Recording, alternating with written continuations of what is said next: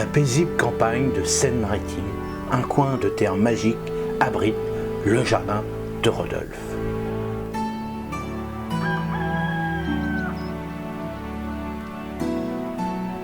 Aujourd'hui, nous allons vous emmener dans une belle histoire à travers ce potager en septembre où chaque légume raconte sa propre histoire.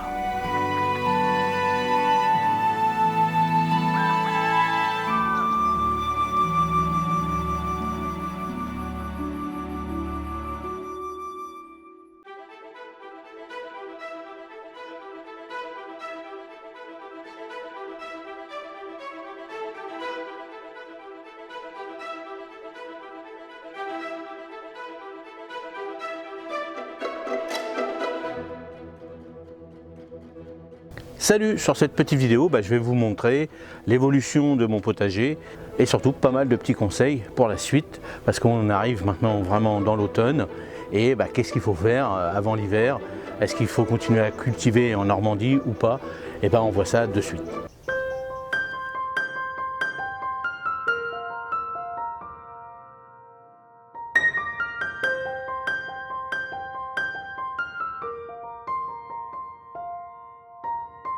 Alors on regarde les poireaux, vous avez vu là, regardez comment ils sont. Cette année c'est extraordinaire, ils sont très avancés par rapport à d'habitude. Ils devraient être 2 fois moins gros. Normalement je dois commencer à pouvoir en prélever à partir de fin octobre. Et là déjà je pourrais déjà, vous voyez ceux-là, je pourrais déjà commencer à les consommer parce qu'ils sont déjà bien gros. Pour qui, pourquoi? Je ne sais pas. Est-ce que c'est le fait que j'ai mis de l'urine en début de saison peut-être? Est-ce que la chaleur est trop importante? On a eu beaucoup de pluie. Là, on a eu beaucoup de pluie, on a eu beaucoup de chaleur et on a toujours de la chaleur. Alors est-ce que c'est ça qui les fait grossir très rapidement? Je pense peut-être.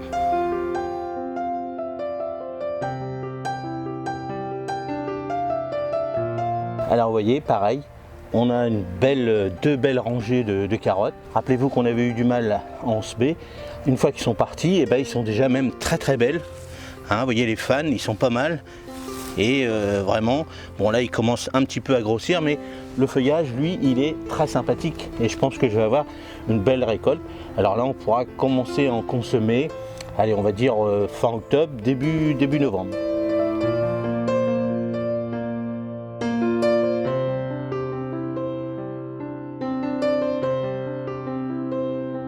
Alors là c'est pareil, des belles betteraves, vous voyez.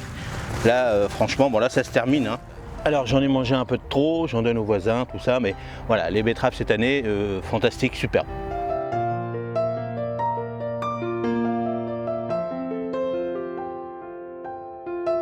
Alors là franchement, la courgette est superbe, encore une belle fleur.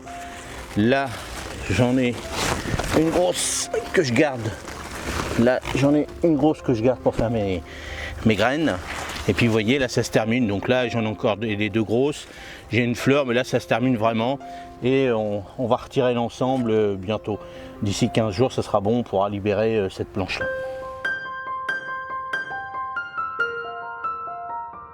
Alors là on est toujours dans les framboises, vous voyez, toujours une belle récolte, vous voyez. Sur l'ensemble là, il y a ce qu'il faut encore. Et puis tout doucement, on va les manger quand il n'y en aura plus, comme je vous ai montré sur la dernière vidéo. Je couperai les tiges jusqu'en bas. Et si on a une arrière-saison encore chaude, il y aura des nouvelles pousses avec des nouvelles framboises qui seront moins sucrées bien sûr. Mais on pourra quand même les consommer en coulis tout l'hiver pour faire nos gâteaux par exemple de fin d'année.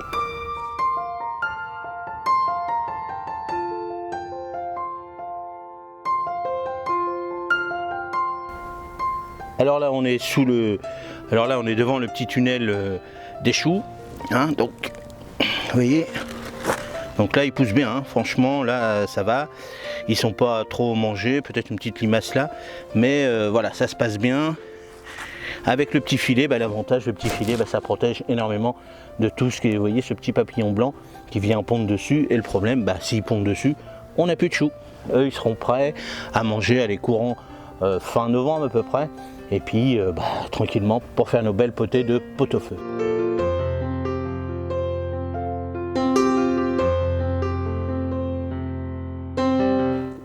Alors là je vous montre, ça c'est des cornichons que je laisse grossir pour faire des graines.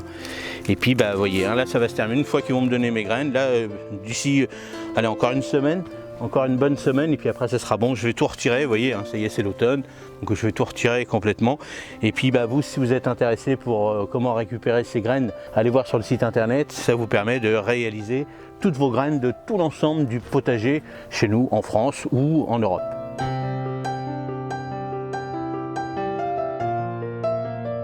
Alors là on est sur l'ensemble des vignes, hein. Vous voyez, cette année franchement, pour la première année c'est pas mal. Je vous montrais à chaque fois la petite grappe, c'était une petite variété bianco, c'est un petit muscat. Là, là il y a des belles petites variétés noires qui vont arriver un peu plus tard. Mais vous voyez sur l'ensemble, là cette année c'est pas mal. Et quand on va à fur et à mesure faire les tailles, je pense que je vais récupérer pas mal de raisins.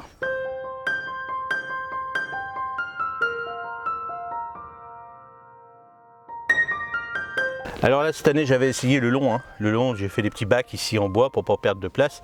Et puis il y a eu du mal, et là j'ai des petits poivrons. Là ça commence hein, vraiment à avoir des... Ah oui, c'est détaché. Donc là des petits poivrons, alors ça comme ça même on peut les manger hein, sans problème. Mais ils sont petits comme ça tout le long. Comme l'arrière-saison est encore chaude, je pense que c'est bon, hein. Pareil pour les aubergines qui sont là. Alors bien sûr, cette culture à l'extérieur est moins avancée que sur le tunnel que je vais vous montrer de suite. Rappelez-vous, j'avais du mal à cultiver les aubergines et les poivrons, et cette année c'est pas mal. Cette année je vais en récupérer à peu près une vingtaine d'aubergines à peu près. Donc vous voyez sur ce pied là, malgré le feuillage qui n'est pas terrible, là il y en a pas mal, sur 2 pieds, une vingtaine. Moi je trouve ça intéressant. Et puis là le petit poivron, le seul pied qui est resté, et je vais en récupérer à peu près, une dizaine aussi. Donc voilà, je suis satisfait cette année.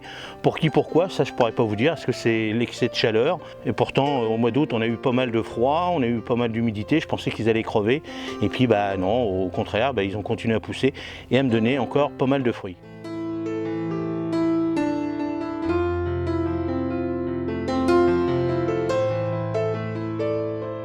Là je vous montre maintenant les tomates. Les tomates, hein, on est mi-septembre bientôt, et puis ils donnent encore, hein. J'en ai récupéré encore ce matin 3 kilos.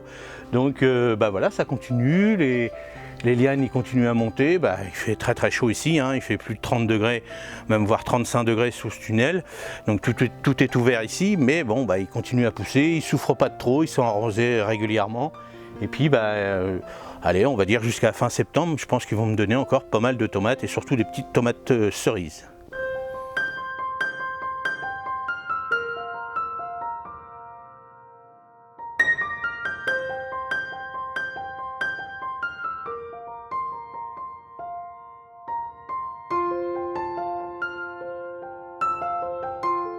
Là je vous montre là, les petites mâches hein, qui sont dans les petites plaques. Bon, j'ai refait un peu d'herbe achat. Derrière vous avez de la coriandre.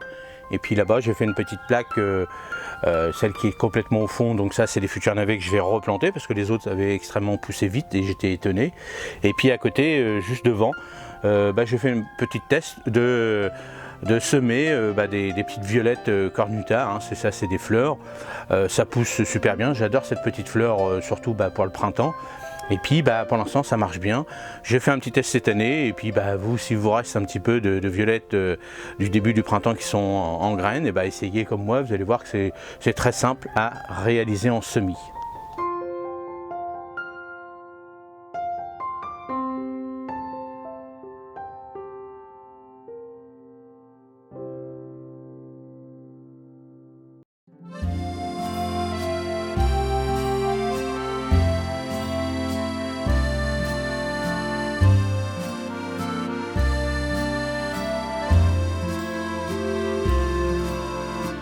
Alors c'est vrai que là en ce moment, cette semaine-là est très très chaude. Là je peux vous dire que je dégouline pour vous faire cette vidéo. Là nous en Normandie ça dépasse les 30 degrés. Alors tous ceux qui veulent réaliser des semis, attendez encore un petit peu. La semaine prochaine, la deuxième semaine de septembre, les températures vont baisser. Parce que si vous faites des semis de radis par exemple, des choses comme ça, et vous n'êtes pas là dans la journée pour aller arroser, si votre sol est très très chaud et surtout des sols sableux par exemple, et là les graines ils vont griller complètement parce qu'il fait extrêmement chaud. Donc attendez encore une semaine à peu près pour pouvoir faire des semis. Si vous faites de la plantation, les salades, si vous faites en micro-motte par exemple, là vous pouvez le faire, mais attention, paillez bien et puis bien arroser le soir et avant de partir au boulot par exemple, mettez un petit coup d'eau. C'est pas négligeable, surtout pour ces plantes-là, surtout si vous les plantez là cette semaine. Moi je vous donne un petit conseil, attendez cette semaine. Voilà, cette semaine vous récoltez, vous faites attention, mais vous surveillez. Mais voilà, fin de semaine encore, samedi, dimanche, ça va être très très chaud.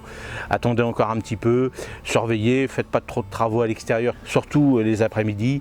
Alors faites attention, prenez votre temps, on n'est pas en retard de rien du tout. Là maintenant, ce qu'on va faire, eh ben, on va finir tout ce qui va être, alors on pourra encore semer la semaine prochaine par exemple. Vers le 15 septembre, on pourra semer les radis, et on pourra faire des épinards. Moi, je vais planter mes navets. On pourra replanter à l'extérieur de la salade. Moi, ce que je vais faire maintenant, à partir du 15 septembre, je vais commencer à m'occuper sous mes tunnels, à bien les nettoyer et préparer les tunnels pour faire de la culture pour l'hiver. Je vous montrerai ça bientôt. Mais c'est vrai qu'à l'extérieur, maintenant, on va finir de récolter, on va finir de nettoyer. Et puis voilà, on va y aller piano, tout doucement, tranquillement, et continuer à surveiller. Surtout là, comme il fait chaud et puis que les fruits sont gorgés de sucre, faites attention qu'on ne vienne pas tout manger, votre récolte de poires, de pommes par exemple, et puis les framboises, hein. Moi j'en laisse un petit peu au frelon, tout ça, mais bon, on n'a pas le choix, c'est comme ça. Mais bon voilà, surveillez bien, si vraiment il y a beaucoup d'oiseaux qui viennent manger par exemple vos framboises, mettez un petit filet dessus, ça mange pas de pain, et puis surveillez comme d'habitude. Et n'oubliez pas, si vous voulez me donner un petit coup de main sur cette chaîne, j'ai fait des guides, hein, comment réussir son potager, tout ça, vous pouvez aller voir sur le site internet Le Jardin de Rodolphe, hein. Comme d'habitude, j'ai pas mal de petits guides que je vous donne gratuitement, et puis d'autres payants bien sûr, pour faire fonctionner cette chaîne. Alors allez voir si ça vous intéresse. J'ai à peu près 5-6 guides qui peuvent vous donner un bon coup de main si vous êtes débutant, si vous voulez faire des semis par exemple, hein, là c'est le moment de faire ces semis. Si vous voulez régénérer votre potager, j'ai pas mal bossé là-dessus pour faire des bons guides bien complets. Ça va me donner un petit coup de main pour cette chaîne, pour qu'elle continue pour vous. Allez, moi je vous dis à la semaine prochaine et passez un bon week-end. Salut! Ainsi se termine notre belle histoire à travers le jardin de Rodolphe en septembre. J'espère que vous avez ressenti la magie de cet endroit.